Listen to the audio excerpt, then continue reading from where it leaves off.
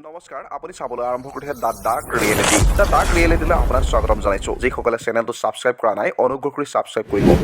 আজি লৈ আনিছোঁ মহাপুৰুষ শ্ৰীমন্ত শংকৰদেৱৰ নামেৰে নামাংকিত উত্তৰ পূব ভাৰতৰ সৰ্ববৃহৎ ধৰ্মীয় সাংস্কৃতিক অনুষ্ঠান শ্ৰীমন্ত শংকৰদেৱ সংঘৰ বিষয়ে। শ্ৰীমন্ত শংকৰদেৱ সংঘ একশৰণ নাম ধৰ্মৰ প্ৰৱৰ্তক শ্ৰীমন্ত শংকৰদেৱৰ নীতি আদৰ্শ তথা দৰ্শনক আগুৱাই নিয়াৰ বাবে 1930 চনত প্ৰতিষ্ঠা হোৱা অনুষ্ঠান।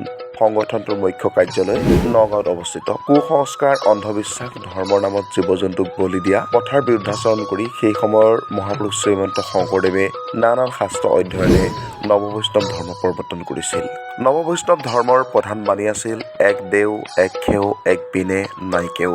লগতে বেদ বেদান্ত আদিৰ শুদ্ধ তত্ত্ব বাৰ্তাসমূহ সাধাৰণ মানুহৰ মাজলৈ লৈ যোৱাৰ মানসেৰে নানা জাতি উপজাতি লোকক একত্ৰীকৰণ কৰি নামঘৰ সত্ৰ স্থাপন কৰিছিল। শাস্ত্ৰৰ মতসমূহ ঈশ্বৰৰ লীলাসমূহ ৰাইজৰ আগত দাঙি ধৰিবলৈ বৰগীত তুতৰি ৰচনা কৰিছিল, ভাওনা কৰি দেখুৱাইছিল। আনহাতে কেইবাটাও ভাষাৰ সংমিশ্ৰণ ঘটাই বৰজাৱলী নামেৰে এটা ভাষা সৃষ্টি কৰিছিল গুৰুজনাই। শ্ৰীমন্ত শংকৰদেৱ সংঘই অসম তথা উত্তৰ পূব ভাৰতৰ জনসাধাৰণৰ কল্যাণৰ বাবে বহু কাম কৰি আহিছে তথা আৰ্থজনক আৰ্থিক আৰু শৈক্ষিক সাহায্য প্ৰদান কৰি আহিছে। অসমীয়া সংস্কৃতিৰ পৰম্পৰা ৰক্ষা আৰু প্ৰসাৰৰ লগত জড়িত বহু কাম শ্ৰীমন্ত শংকৰদেৱ সংঘই পৰোক্ষ আৰু প্ৰত্যক্ষভাৱে কৰি আহিছে। অসম আৰু উত্তৰ পূব ভাৰতৰ পুথিভঁৰাল, বিদ্যালয়, মহাবিদ্যালয় তথা বিশ্ববিদ্যালয় স্থাপন কৰি শৈক্ষিক দিশত এক যুগান্তকাৰী বিপ্লৱ সূচনা কৰিছে শ্ৰীমন্ত শংকৰদেৱ সংঘই। শ্ৰীমন্ত শংকৰদেৱ সংঘ গঠনৰ আঁৰৰ কাহিনী। বিংশ শতিকাৰ আৰম্ভণিতে অসমত বিভিন্ন ধৰণৰ আন্দোলন আৰম্ভ হয়। এয়া আছিল সত্যৰ সন্ধানৰ আন্দোলন, য'ত একাংশ বিপ্লৱী বুদ্ধিজীৱীয়ে আগভাগ লৈছিল। এই লোকসকল মহাত্মা গান্ধীৰ নেতৃত্বত স্বাধীনতা আন্দোলনত অংশ লৈছিল। প্ৰকৃত গান্ধীবাদী মনোভাৱেৰে তেওঁলোকে সমাজ সংস্কাৰ আন্দোলনৰ সূচনা কৰিছিল। সমাজত প্ৰচলিত অন্ধবিশ্বাস আঁতৰাবলৈ চেষ্টা কৰিছিল। তেওঁলোকে উপলব্ধি কৰিল যে মহাপুৰুষ শ্ৰীমন্ত শংকৰদেৱ আৰু মহাপুৰুষ শ্ৰী শ্ৰী মাধৱদেৱে আৰম্ভ কৰা একশৰণ নাম ধৰ্ম হৈছে সমাজখনক একাংশ আধিপত্যত পথাৰ পৰা মুক্ত কৰাৰ একমাত্ৰ পথ। যদিও মহাপুৰুষ শ্ৰীমন্ত শংকৰদেৱে 1449 পৰা 1568 খ্ৰীষ্টাব্দ 15 শতিকাত সমতাবাদী মতাদৰ্শ প্ৰচাৰ কৰিছিল, তথাপিও ন্যস্ত স্বাৰ্থৰ কিছুমান লোকে সত্ৰ প্ৰতিষ্ঠানত অনুপ্ৰৱেশ কৰি এই আদেশৰ একমাত্ৰ ৰক্ষক হিচাপে নিজকে শিপাই লৈছিল। আনকি মহাপুৰুষ শ্ৰীমন্ত শংকৰদেৱে প্ৰচাৰ কৰা ধাৰণাটোৰ বিপৰীতে কিছুমান ঠাইত জাতিগত বাধাৰ পৰিৱৰ্তন হৈছিল। এই ধৃষ্টতাৰ বিৰুদ্ধে যুঁজিবলৈ নিজৰ শক্তিশালী কলমেৰে প্ৰতিবাদ কৰা প্ৰথমজন ব্যক্তি আছিল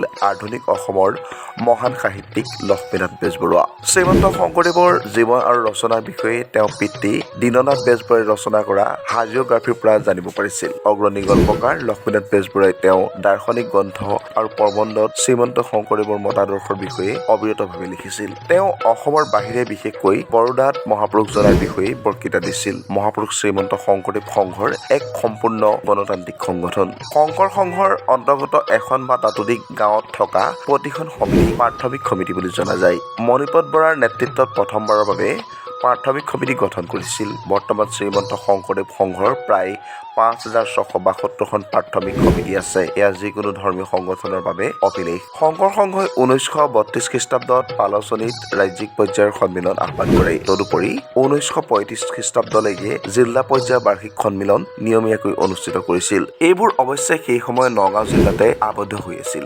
1934 চনৰ 4 ফেব্ৰুৱাৰীত নগাঁও চহৰৰ শংকৰদেৱ মন্দিৰৰ চৌহদত প্ৰথমবাৰৰ বাবে ৰাজ্যিক পৰ্যায়ৰ সমিতি গঠন কৰা হয়। বিশিষ্ট সংস্কৃত পণ্ডিত ভুৱন চন্দ্ৰ ভূঞাই এই ৰাজ্যিক পৰ্যায়ৰ সংস্থা গঠনত গুৰুত্বপূৰ্ণ ভূমিকা পালন কৰিছিল। ইতিমধ্যে তেওঁ বিভিন্ন স্থানত অগ্নিময় বিতৰ্ক একশৰণ নাম ধৰ্মৰ বিৰোধীসকলক পৰাস্ত কৰিছিল। 1935 খ্ৰীষ্টাব্দৰ 21 এপ্ৰিলত নগাঁও চহৰত অনুষ্ঠিত চতুৰ্থখন সন্মিলনত এজন মহান সাহিত্যিক নীলমণি ফুকনে পদাধিকাৰ হিচাপে সভাপতিত্ব কৰিছিল। তেওঁ সংগঠনটোৰ নাম শংকৰদেৱ সংঘৰ পৰা শ্ৰী শ্ৰী শংকৰদেৱ সংঘলৈ সলনি কৰাৰ পৰামৰ্শ আগবঢ়ায় আৰু সেই অনুসৰি সংগঠনটোৰ নাম সলনি কৰি শ্ৰী শ্ৰী শংকৰদেৱ সংঘ কৰা হয়। পিছলৈ 1970 খ্ৰীষ্টাব্দত উত্তৰ লখিমপুৰত অনুষ্ঠিত হোৱা সন্মিলনত নামটো পুনৰ সলনি কৰি শ্ৰীমন্ত শংকৰদেৱ সংঘ কৰা হয়। এগৰাকী বিশিষ্ট পণ্ডিত উপেন্দ্ৰ চন্দ্ৰ অধিকাৰীয়ে 1935 চনত অধিৱেশনত উপস্থিত আছিল আৰু সেই সন্মিলনত আৰ্য সমাজৰ প্ৰতিষ্ঠাপক অধ্যাপক VP যোশীয়ে অংশগ্ৰহণ কৰি সংঘৰ প্ৰতি সমৰ্থন প্ৰকাশ কৰিছিল। সংঘ গঠনৰ ফলত সমগ্ৰ ৰাজ্যতে ব্যাপক প্ৰভাৱ পৰিল। বিভিন্ন ঠাইত বহুত আলোচনাৰ আয়োজন কৰা হৈছিল।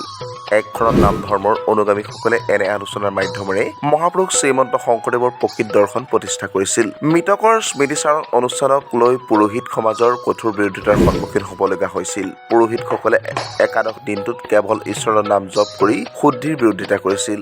তেনে এক বিতৰ্ক নগাঁও চহৰৰ সমীপৰ ফুলগুৰি 1933 খ্ৰীষ্টাব্দৰ 28 ডিচেম্বৰত অনুষ্ঠিত হৈছিল। পুৰোহিতসকলৰ 18 জন সংস্কৃত পণ্ডিতক আলোচনাত অংশগ্ৰহণ কৰাইছিল।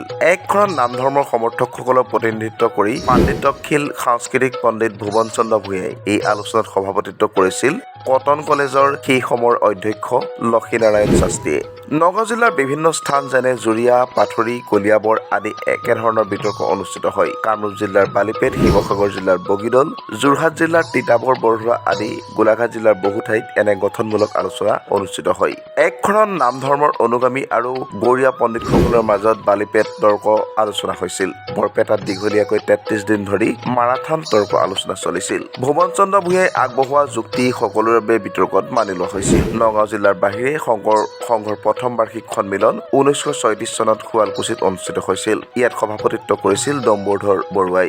পিছৰ বছৰ পুনৰ নগাঁৱৰ কনকপাৰাত সন্মিলন অনুষ্ঠিত হয়। ইয়াৰ পিছত বাৰ্ষিক অধিৱেশনসমূহ স্বাধীনতা সংগ্ৰামৰ বাবে কম গুৰুত্বপূৰ্ণ বিষয় হৈ থাকিল। সংঘৰ অধিকাংশ আগশাৰী কৰ্মী স্বাধীনতা সংগ্ৰামত অংশ লোৱাৰ বাবে জেললৈ গৈছিল। তথাপিও সংঘৰ সংস্কাৰবাদী আন্দোলন জীয়াই ৰাখিছিল গাঁৱৰ ভক্তসকলে। 1951 চনত গড়মূৰ সত্ৰৰ সত্ৰাধিকাৰী পীতাম্বৰদেৱ গোস্বামীৰ অধ্যক্ষতাত পদাধিকাৰ হিচাপে সংঘৰ 20তম সন্মিলন অনুষ্ঠিত হয়। সংঘৰ আন এজন অধ্যৱসায়ী সোণাৰাম চুতীয়া 1943 খ্ৰীষ্টাব্দত যোৰহাট কাৰাগাৰৰ ভিতৰত পীতাম্বৰদেৱ গোস্বামীৰ সংস্পৰ্শলৈ আহে। তেতিয়াই চুতীয়া জীৱনলৈ আমূল পৰিৱৰ্তন আহিল। 1946 চনত তেওঁ পালাচনীলৈ আহি সংঘত যোগদান কৰে।